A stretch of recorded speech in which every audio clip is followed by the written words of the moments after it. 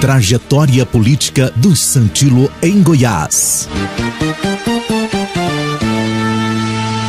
A trajetória política do Santilo em Goiás tem início quando o primeiro de uma família de 3 irmãos que veio do interior paulista retorna de Belo Horizonte, em Minas Gerais, onde havia se formado em medicina e participado de movimentos estudantis contra o regime militar. Henrique Santilo disputa as eleições de 1966 em Anápolis para o cargo de vereador, ao lado dos irmãos Ademar e Romualdo, também líderes de movimentos estudantis na cidade. Henrique se torna o vereador mais votado naquela oportunidade. Com um discurso forte de oposição à ditadura militar, os Santilo ocuparam os mais importantes cargos da política em Goiás: vereador, prefeito, deputado estadual, deputado federal, senador, governador, secretário de Estado e ministro do governo federal.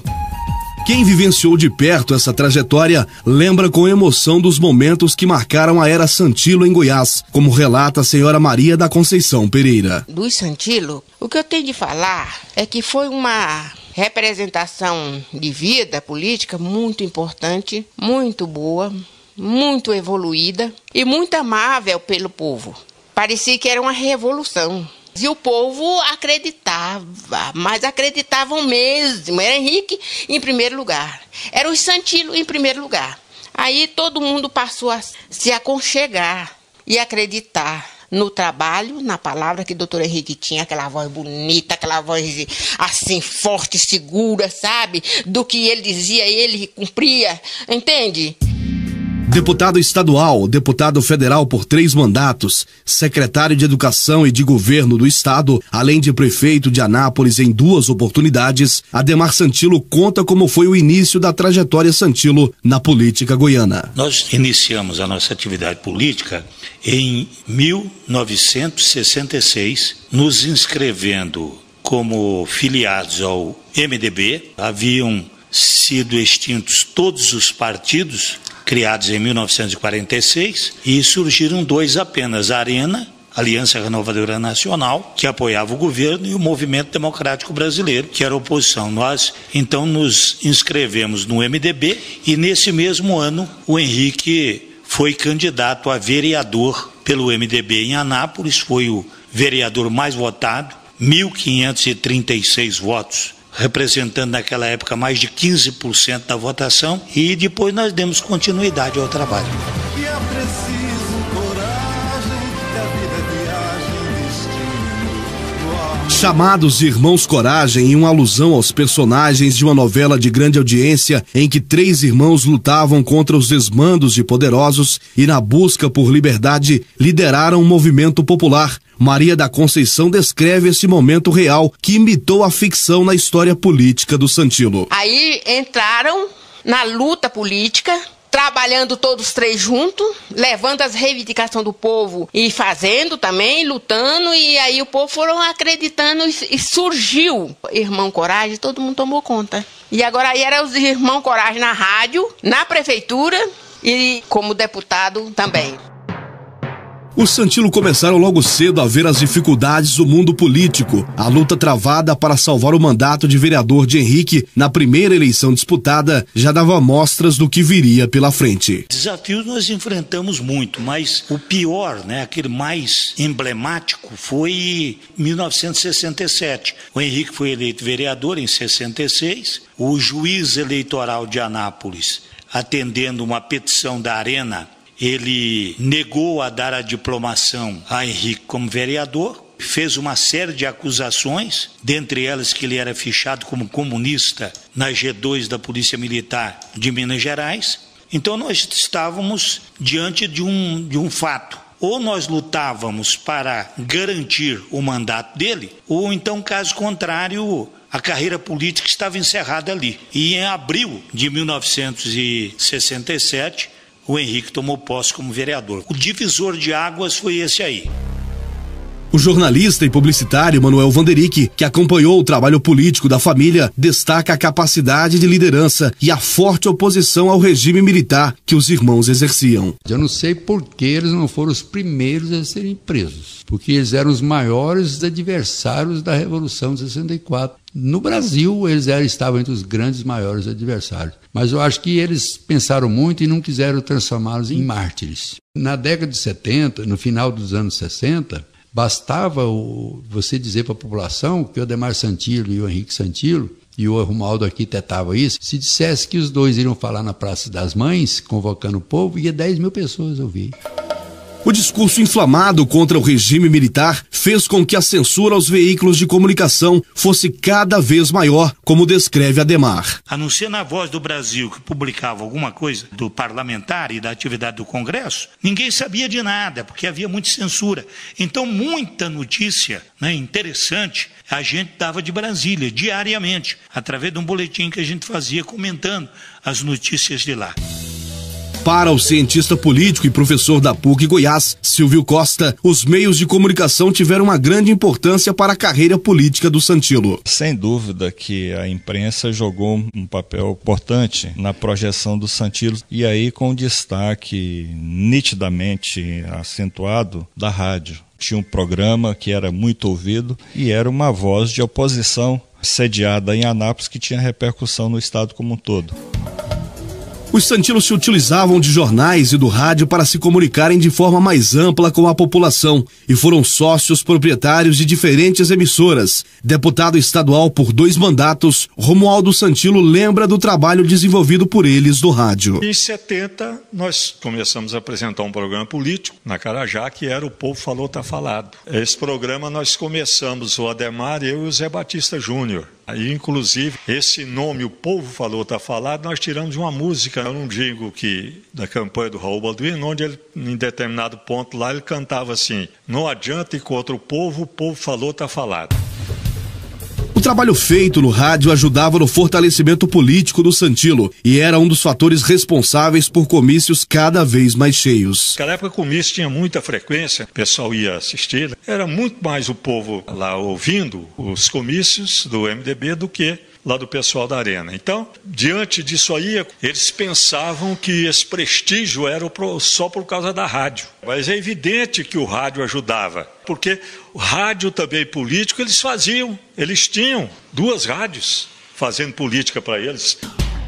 Ao perceber o fortalecimento político do Santillo e a grande audiência nos programas de rádio apresentados por eles, os militares ordenaram o fechamento da Rádio Santana AM, uma voz contra a ditadura. Henrique Santillo desabafou minutos antes do fechamento da emissora, em 1975. Hoje, cala-se novamente, através de uma portaria, a Rádio Santana, que vem funcionando nos últimos 2 anos, mais de 2 anos, sob nova orientação, sob nova direção e com uma linha política que conta com a simpatia, o apoio da esmagadora maioria do povo de Anápolis, por que não dizer do povo do estado de Goiás. Ela vai se calar.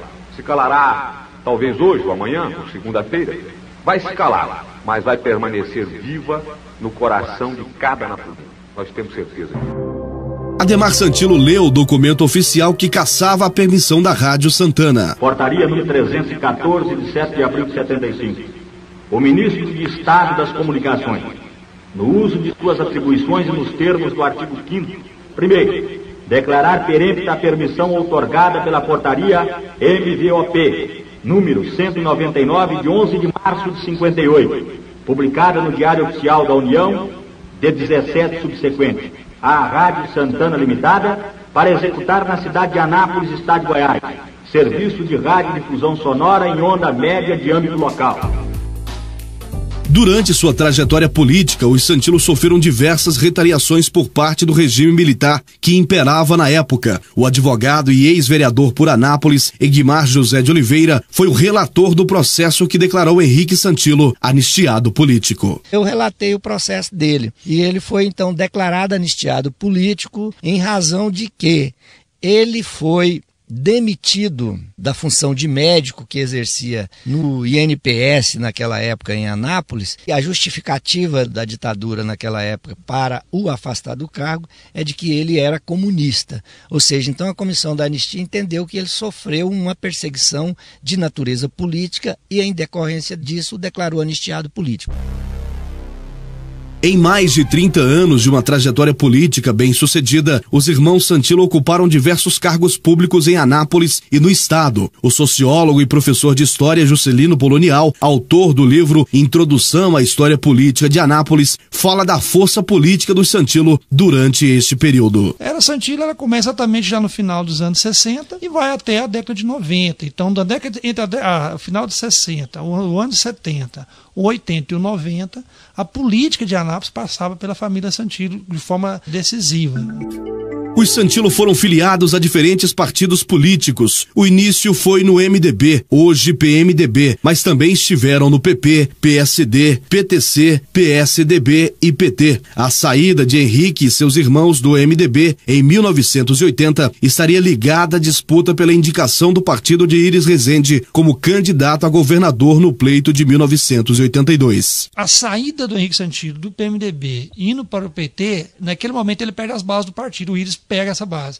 Quando ele volta, o Iris já está com o partido. Então ele tem que esperar o segundo momento para ser candidato a governador. Então eu penso que ele viu no PT a possibilidade de ele concretizar esse discurso dele mais popular. Só que depois ele percebeu que o PT era radical demais. Ele retorna. Quando ele retorna, o Iris ocupou o espaço. Quer dizer, ele vai ter que esperar a vez agora. Agora é o Iris, né? Então da próxima ele vai ser governador. O grande momento político do Santilo em Goiás se deu com a vitória de Henrique Santilo para governador em 1986. O legado e as realizações dessa administração dos Santilo é relembrada pela filha do ex-governador, a ex-deputada estadual e atual conselheira do Tribunal de Contas do Estado, Carla Santilo. As pessoas lembram muito dele na área da saúde. Por quê? Porque na área da saúde ele foi imbatível, né? Ele foi o primeiro governador a implantar o Sistema Único de Saúde. Então, ele implantou, ele fez um programa que funciona até hoje. Então, a estrutura, a base que funcionava, o Hugo é da época do meu pai. Então, os CAIs que estão aí também são da época do meu pai. Então, assim, ele fez 14 CAIs só dentro de Goiânia.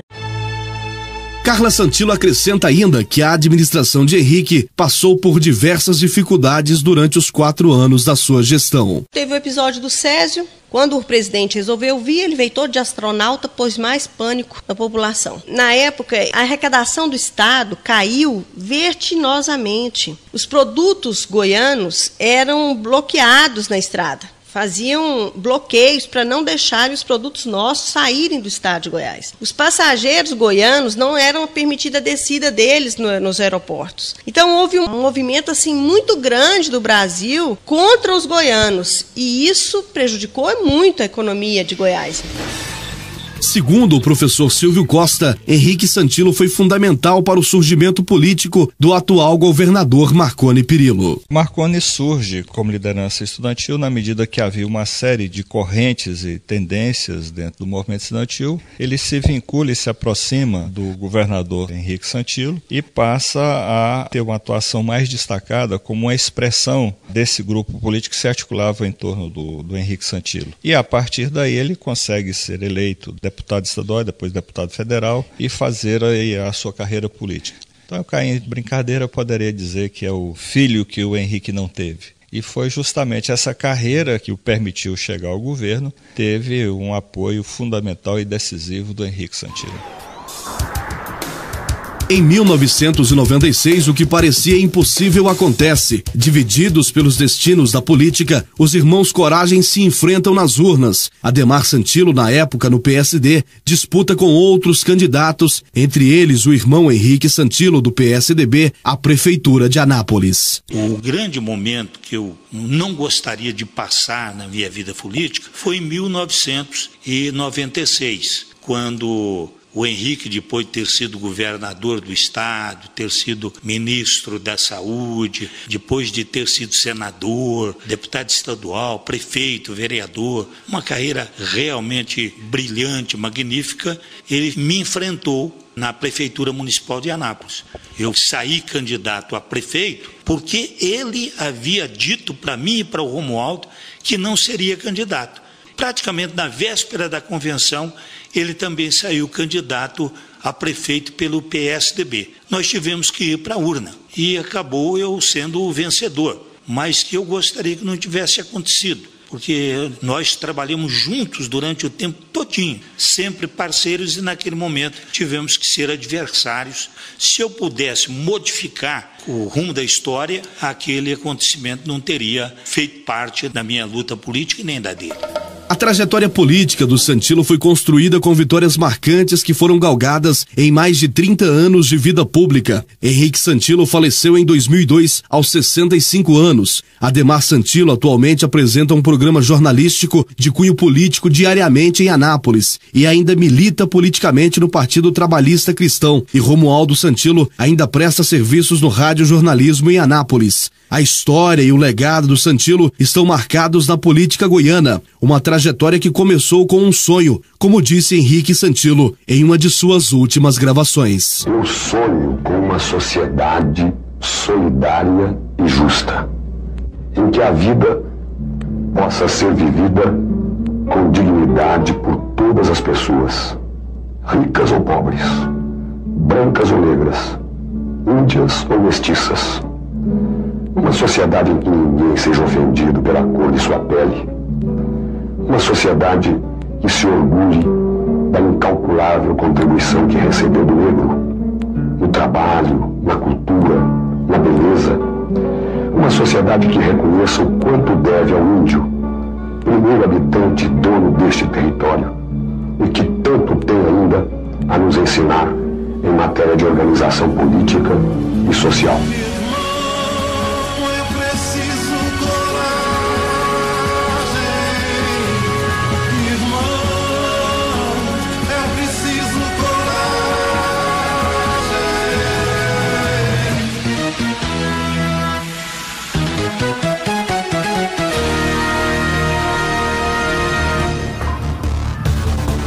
Este documentário em áudio, Trajetória Política do Santilo em Goiás, faz parte do trabalho de conclusão de curso do curso de jornalismo da Faculdade Araguaia, Goiânia, Goiás. Pesquisa, produção, edição e apresentação por Nilson Souza. Agradecimentos a todos os entrevistados deste documentário, ao professor e orientador, doutor em comunicação Marcos Minuzzi, e a todos aqueles que me ajudaram a concluir este trabalho, que por se tratar de uma história política e de comunicação, foi para mim bastante agradável.